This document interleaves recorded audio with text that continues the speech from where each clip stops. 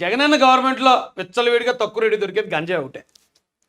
ఇలాంటి కుర్రోళ్ళకి గంజాయి కొట్టించడం, ఎదుటోళ్ళు తిట్టించడం, లేదా ఎదుటోళ్ళని చంపించడం, ఎదుటోళ్ళ మీద దాడులకి ఉసుకొలపటం. ఎందుకంటే నా మీద కూడా గంజాయి వచ్చు, మీకు తెలిసే ఉంటుంది. రాజమండ్రిలో 200 మంది సేమ్ గంజాయి. అది మందు ఇప్పించాలంటే మళ్ళీ క్వార్టర్ 200, 300 అన్న రేట్లు పెంచేసాడు కదా. అందుకని మందు కూడా ఇప్పించకుండా 50 రూపాయల పొట్లాలు, 100 రూపాయల పొట్లాలు ఇచ్చేస్తున్నారు వీళ్ళకి. ఆ పొట్లాలు వీళ్ళు మంచి గట్టిగా 2-3 దమ్ములు పీకిన తర్వాత ఇక వీళ్ళు ఎలా మాట్లాడతారో వాళ్ళకే తెలియదు. చూడండి పాపం కుర్రోడు గంజాయి కొట్టేసి ఎలా మాట్లాడుతున్నాడు, ఎలా మాట్లాడుతున్నారు ఇలాంటి కుర్రోళ్ళతోటి. ఏపీ అభివృద్ధి చూపించమన్నావుగా, ఇప్పుడు బెజవాడ కృష్ణలంకలో ఉన్న సీఎం జగన్ కట్టించిన రిటైనింగ్ వాల్. ఎవరే ఈ గోడ కట్టి ఆ గోడ కట్టాడంటండి. అంటే మరి గంజాయి కొట్టేసి ఉన్నాడు, అడికి ఏం తెలుస్తుంది ఆ కుర్రోడికి? డెవలప్మెంట్ అంటే ఏం తెలుస్తుంది, రాష్ట్రం అభివృద్ధి అందటం అంటే ఏం తెలుస్తుంది? అదే మొన్న షర్మిలం వచ్చి అన్నది ఆ మాట అయితే, ఈ రాష్ట్రంలో ఎక్కడ రోడ్లు లేవు, మొత్తం రోడ్లన్నీ గుంతలు ఉన్నాయి, కుర్రోళ్ళకి ఒక్కడికి ఒక ఉద్యోగం ఇవ్వలేదు, రాష్ట్రం మొత్తం అప్పులు అయిపోయింది, ఈ రాష్ట్రంలో లెక్కర ఇసుగా ఇది మొత్తం అంతా దోచుకున్నాడు అని అన్నది ఆవిడైతే. అప్పుడు నిజంగా ఒకవేళ తెలివైన వాళ్ళు అయితే ఏం చేయాలి?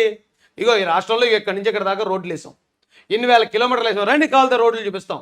లేదా ఈ రాష్ట్రంలో ఇన్నిసార్లు టీఎస్సీ తీసాం, ఇంతమందికి ప్రభుత్వ ఉద్యోగాలు ఇచ్చాం, రండి చూపిస్తాం అనాలి కదా. అది వదిలేసాడు. వదిలేసి ఇది చిన్న గంజాయి పొట్టలేమో కానీ పాప ఈ కుర్రోడు ఆ గంజాయి కొట్టేసి అరుగు కట్టించాడు, రండి చూస్తానంటున్నాడు. అరుగు కట్టాడటండి. ఇంకేం వరుతాడు చూడండి కుర్రోడు పాపం.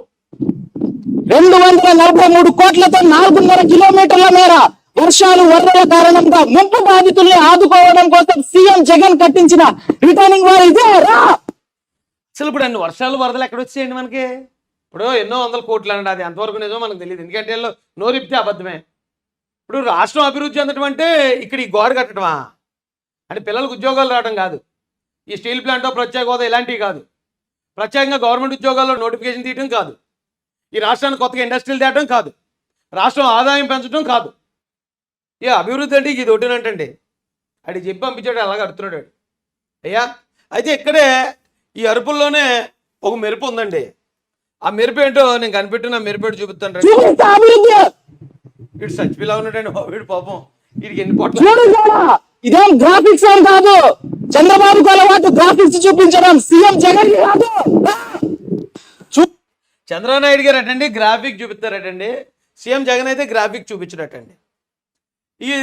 ఇది చిన్న అరుగు అండి. ఇది అరుగు కట్టాడేమో ఒకవేళ నది ఎక్కువ వాటర్, ఇక్కడైతే ఒక చుక్క వాటర్ లేదు ఇప్పుడు నదిలో.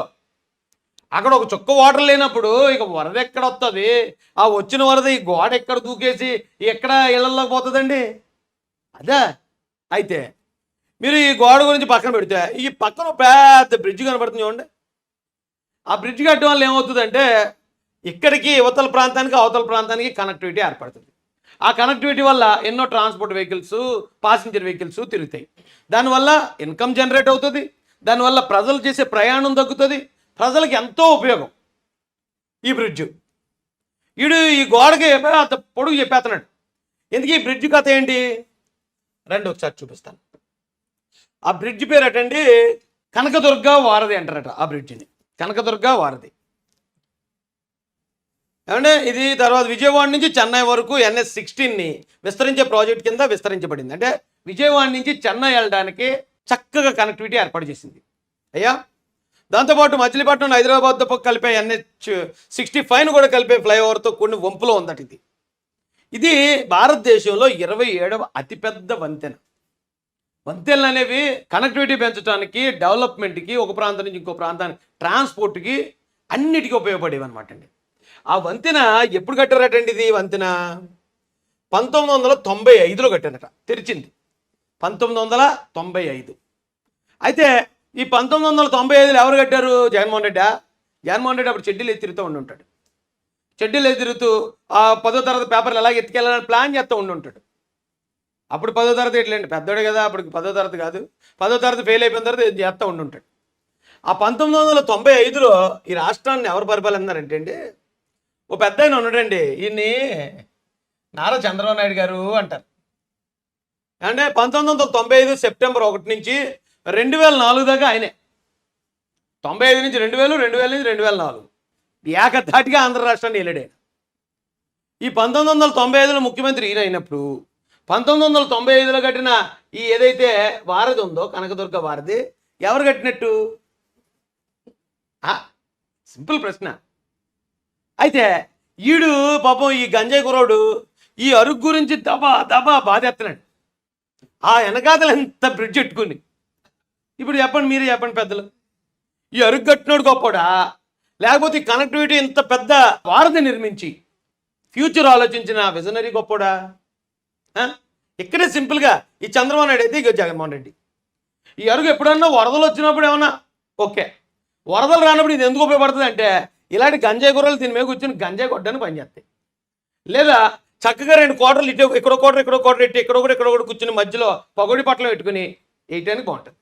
అంతేనా? లేకపోతే దీని మీద ఏమన్నా లారీలు లేకపోతే ఏమన్నా బస్సులు ఇవన్నీ తిరిగేస్తాయి దీని మీద. ఇది గొప్పదే. ఒకవేళ ఎప్పుడు వరదలు వచ్చినప్పుడు ప్రజలకు రక్షణగా ఉండే పరిస్థితులు ఓకే. కానీ ఇక్కడ ఒక చొక్క నీరు లేదు. మీ కళ్ళ ముందే జగన్మోహన్ రెడ్డి ప్రమోషన్ ఇలాగ ఉంటుంది. ఎదురుగా ఎంత డెవలప్మెంట్ చంద్రబాబు నాయుడు గారు ఉంటున్నా కానీ ఇతను చేసిన ఈ పెసరంత దాన్ని పోతొద్దలు పెట్టి చూపిస్తాడు మనకి. దానికి మళ్ళీ ఎవడరా బ్రాండ్ అంబాసిడర్ అంటే ఇలాంటి గంజాయి గడ్డి వీళ్ళందరూ గట్టిగా ఎరుతారు. 2-3 పొట్లాలు ఎక్కువ పడ్డాయి అనుకోండి ఇంకెలా వాగుతారు. అసలు ఇటు కేకలు చూడండి. కట్టించిన రిటైనింగ్ వాల్ పోయి బాబు ఎవరి మీద అంత కేకలండి? షర్మిలమ్మ మీద, మళ్ళీ సొంత ఇంట్లో ఆడుకూతురు మీదే. ఇది వీళ్ళ ప్రచారానికి రియాలిటీకి ఉన్న ఇది తెలుసుకోండి, తేడా తెలుసుకోండి.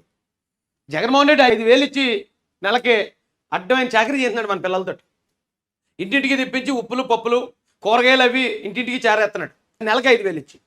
అదే చంద్రబాబు నాయుడు గారు దాదాపు 4 లక్షల మందిని విదేశాలు అమెరికాలో వెళ్ళి సాఫ్ట్వేర్ ఇంజనీర్లుగా స్థిరపడే అవకాశం కల్పించాడు. ఈ రెండింటికి ఎంత తేడా ఉందో ఇక్కడ వీడు చెప్పే ఈ అరుక్కిని ఇక్కడ ఉన్న ఆ బ్రిడ్జ్కి అంత తేడా ఉంది.